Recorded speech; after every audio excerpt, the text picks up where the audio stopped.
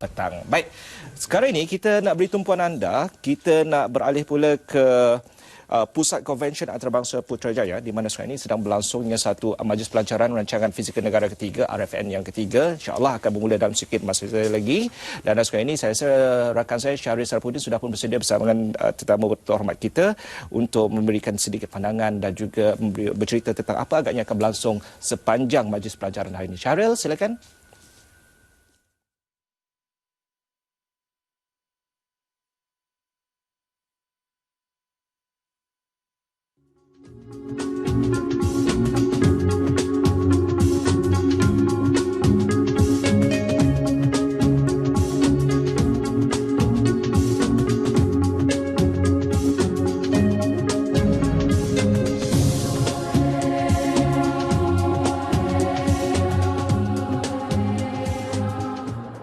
Terima kasih Isyam dan juga Zaliha di studio. Assalamualaikum warahmatullahi taala wabarakatuh. Salam sejahtera, selamat pagi semua. Secara langsung saya bawakan dari PICC di Putrajaya ini sempena dengan majlis pelancaran 3 dokumen penting yang sama-sama kita akan kongsikan pada pagi ini. Acara sebenarnya akan bermula pada jam lebih kurang 9.30 dan 10 pagi nanti. Cuma pada ketika ini gambarannya telah pun ramai sekali para peserta. Ini gambaran di dalam Dewan di Hall B di PICC ini. InsyaAllah segala-galanya lancar untuk kita bawakan majlis pelancaran rancangan fizikal negara 3 RFN 3 Dasar Perbandaran Negara 2 DPN 2 dan juga Dasar Perancangan Fizikal Desa Negara yang pertama. 3 dokumen penting akan dilancarkan oleh Yang Amat Berhormat Perdana Menteri Datuk Seri Muhammad Najib Tun Haji Abdul Razak pada pagi ini. Jadi mungkin para penonton tertanya-tanya,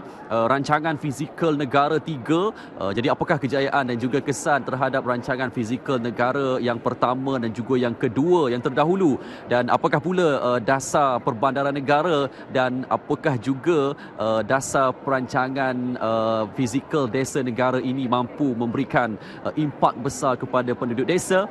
Maka pada pagi ini saya nak bersama dengan yang berbahagia Ketua Pengarah Plan Malaysia KPKT, Datuk Zainuddin Ahmad. Assalamualaikum Datuk. Assalamualaikum. Alhamdulillah, tengok peserta ramai ni teruja tu Alhamdulillah. Baik Datuk, seperti yang saya kongsikan tadi, kita ada 3 dokumen utama. Jadi eloklah kalau kita beri pencerahan satu demi satu. Yang pertama, Rancangan Fizikal Negara 3, edisi ketiga. Mungkin Datuk boleh cerita dia punya sejarah yang pertama dan juga apakah Rancangan Fizikal Negara ni sebenarnya? Terima kasih.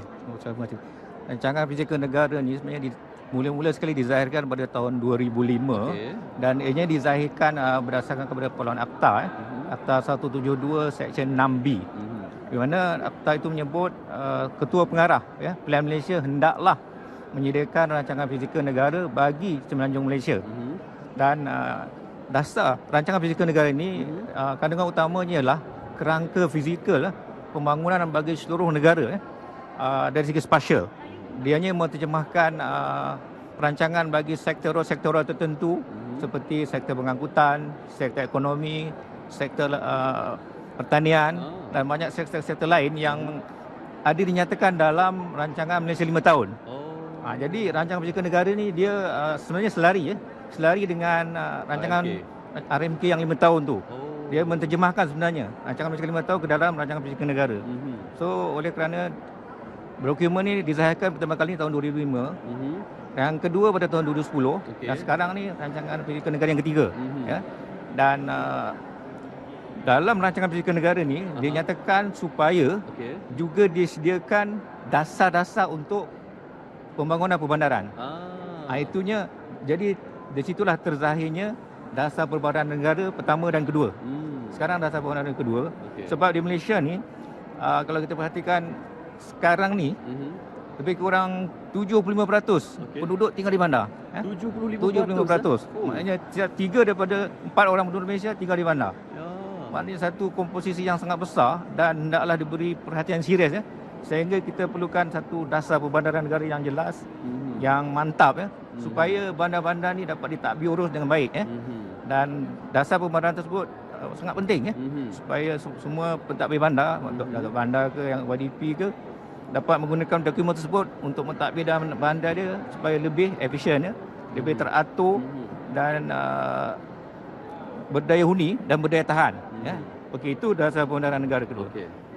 Dinyatakan juga dalam rancangan fizikal negara ni dasar untuk pembangunan desa. Jadi pada tahun lepas terzahirlah dasar perancangan fizikal desa negara. Ya. Dan kita tahulah oleh kerana yang tinggal di desa cuma 1/4, tapi 1/4 ni penting. Mereka ni lah orang-orang yang menyediakan hasil-hasil pertanian untuk negara, dan di desa ni lah kita akan dapat kawasan yang indah, kawasan yang perlu dikekalkan untuk pertanian. Pertanian itu penting. Dan seperkara yang saya nyatakan di sini ialah kita hendak sangat berbangga di Malaysia ni. Kawasan hutan masih ada 50%. 50% masih kekal. Dan 40% kawasan pertanian. Hanya 10% kawasan pembenaran. Jadi kita masih bangga kita dapat mengekalkan kawasan kehijauan yang sangat besar, yang sangat penting untuk memberi oksigen kepada seluruh penduduk Malaysia. Jadi perkara-perkara itu tersebut dalam dasar pembenaran dan dasar rancangan fizikal kita dan juga dasar desa negara. Okey, dan hari ini peserta-peserta yang datang ke PICC ini adalah daripada PBT pun katanya semua datang kan? Ya, semua menteri-menteri kabinet dijemput. Semua menteri besar juga dijemput. Semua wakil-wakil dari kementerian dijemput. Semua wakil-wakil daripada PBT juga dijemput. Dan keseluruhannya hampir 1,000 orang. Satu angka yang agak besar. Dan kerana yang kita nak promosikan hari ini pun penting. 3 dokumen yang sangat penting dalam perancangan pembangunan negara. Okay, baik. Terima kasih banyak-banyak Datuk. Jadi ini gambaran awal yang kita boleh kongsikan tatkala Perdana Menteri tiba pada jam 10 pagi nanti. InsyaAllah kita akan bawakan sekali lagi lintas langsung untuk kita paparkan kepada para penonton bagaimana rancangan fizikal negara 3 ini dilancarkan oleh Yang Amat Berhormat Perdana Menteri. Datuk, terima kasih sekali lagi. Kita doakan sekali-kali lancar pada pagi ini. Okey, baik. Kembali bersama rakan-rakan Sugas Hisham dan juga Zaliha untuk Selamat Pagi Malaysia. Silakan.